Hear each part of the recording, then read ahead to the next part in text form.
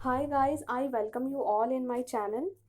इस वीडियो में हम लोग कवर करेंगे पढ़ा पंचायत शासन व्यवस्था और उसके साथ ही मांझी शासन व्यवस्था। तो पहला टॉपिक है पढ़ा पंचायत शासन व्यवस्था। यह शासन व्यवस्था उरांव जनजाति और मुंडा जनजाति से प्रभावित है। इसके अंतर्गत एक गांव होता है जिसके प्रधान होते हैं। उन्हें क्या कहते हैं? उन्हें महतो कहा जाता है।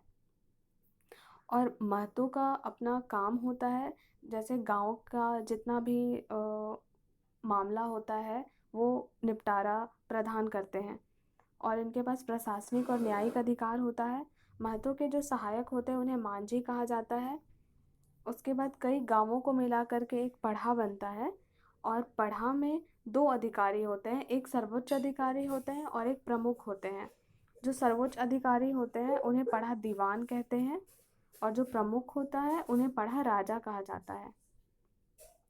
ऐसे कोई भी मामला जो महतो से सॉल्व नहीं होता वो ट्रांसफ़र कर देते हैं पढ़ा राजा को, और पढ़ा राजा से जो सॉल्व नहीं होता है वो ट्रांसफ़र कर देते हैं पढ़ा दीवान को। यानी पढ़ा दीवान जो है वो सभी पढ़ा राजा से ऊपर का पोस्ट है। ठीक है। उसके बाद हम लोग पाहन को देखते हैं। पाहन एक धार्मिक प्रधान होता है जिसे एज अ गिफ्ट में पहनाई भूमि दिया जाता है। पाहन का जो सहयोगी होता है उसे बैगा या वैद्या कहते हैं। इनका काम होता है ग्रामीण देवताओं का पूजा करना और फिर उन्हें शांत भी करना, इस तरह शांति बनाए रखना गांव में। महतो के कार्यभार पूर्व जो है बैगा ही लौकिक एवं पुरोहित प्रधान थे। डाडा पढ़ा ये क्या होता है? ये कई गांवों को मिलकर बनाया एक संगठन होता है। सबसे पहले तो जैसे यूएन के अंदर बहुत सारे देश होते हैं जिसे यूएन रिकॉग्नाइज करता है, उसी तरह डाडा पढ़ा एक संगठन समझिए जिसके अंदर नंबर ऑफ विलेज होता है और हर गांव को यहाँ सदस्यता एवं अधिकार मिलता है। पढ़ा पंच जो है वो अश्विन पूर्णिमा के दिन इसका आयोजन किया जाता है। पढ़ा में जो शामिल गांवों होते हैं उन्हें निम्न नाम से एड्रेस किया जाता है। जैसे जो पहला गांव है उसे पढ़ा राजा गांव कहा जाता है, जो दूसरा गांव है उसे दीवान गांव कहते हैं। पढ़ा राजा गांव आप रिलेट कर सकते हैं, कोई भी गांव का जो पढ़ा का जो प्रमुख होता है उसे पढ़ा राजा कहते हैं। उसी हिसाब से पढ़ा राजा फिर पढ़ा दीवान भी होता है, सर्वोच्च अधिकारी। तो उसी तरह पहला गांव को पढ़ा राजा गांव, दूसरा गांव को दीवान गांव कहते हैं, तीसरा गांव को पनेरे गांव, चौथा गांव को कोटवार गांव और उसके बाद जितना भी गांव आएगा उसे प्रजा गांव कहा जाता है। ये इंपॉर्टेंट है, इसे याद कर लीजिएगा। फिर मांझी परगना शासन व्यवस्था पे अब आ जाते हैं। संथाल जनजाति की शासन व्यवस्था को ही मांझी परगना शासन व्यवस्था कहते हैं। ठीक है। संथालों ने इसे सौरिया पहाड़िया जनजाति से ग्रहण किया है और इसकी विशेषता है लोकतांत्रिक व्यवस्था। इसके अंतर्गत भी एक गांव होता है जिसका पंचायत होता है और पंचायत के प्रधान होते हैं और उन प्रधान को क्या कहते हैं? मांझी। यहाँ पे मांझी शासन व्यवस्था है तो मांझी कहा जाता है इन्हें। और मांझी का काम होता है गांव की शासन व्यवस्था का संचालन करना और इनके जो सहायक होते हैं उन्हें जोग मांझी कहा जाता है। मांझी की अनुपस्थिति में जो काम करते हैं वो उन्हें जोग प्राणिक कहते हैं या प्रामाणिक कहते हैं या उप मांझी कहा जाता है। और मांझी के सचिव होते हैं उन्हें गुड़ैत या गुड़ाइत कहते हैं।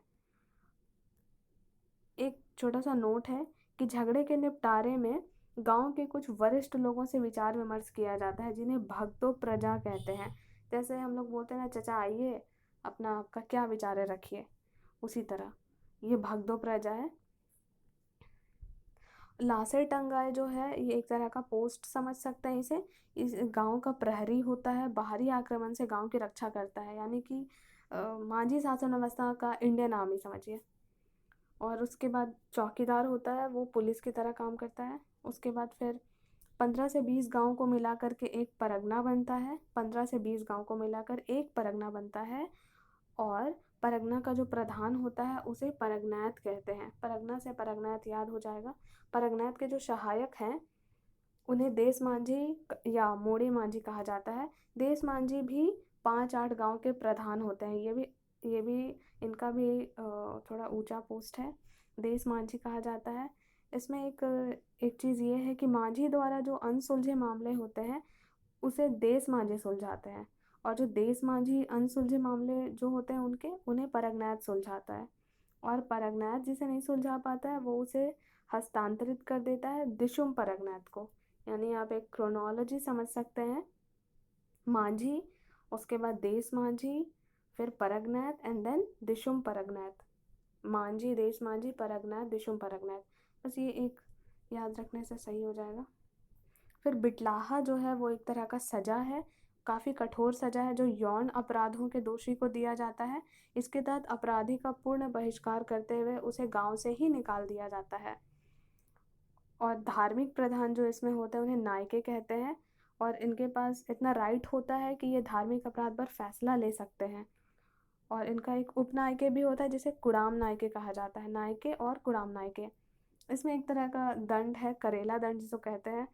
करेला दंड जैसा कि सुनने में लग रहा है कि करेला खाना होगा, पर करेला नहीं खाना है। इसमें मात्र 5 से 150 रुपया का दंड है ये, जिसको आसानी से कोई भी इसमें छूट सकता है। उस टाइम ज़्यादा हुआ करता होगा ऑब्वियस। सर्वोच्च न्यायिक संस्था जो है उसे लॉबीर सेंद्रा कहा जाता है। सर्वोच्च न्यायिक संस्था जो है मांझी व्यवस्था का, उसे लोबीर सेंद्रा कहते हैं। इस शासन व्यवस्था में शिकार परिषद होता है, उसे कहा जाता है सेंद्रा बैसी, सेंद्रा बैंसी, ठीक है, ये सेंद्रा बैंसी। भगदो प्रजा को छोड़कर से सभी अधिकारियों को भूमि प्रदान की जाती है। भगदो प्रजा याद होगा, वो चचालों का जो बैठक होता है उसे कहते हैं, इसलिए।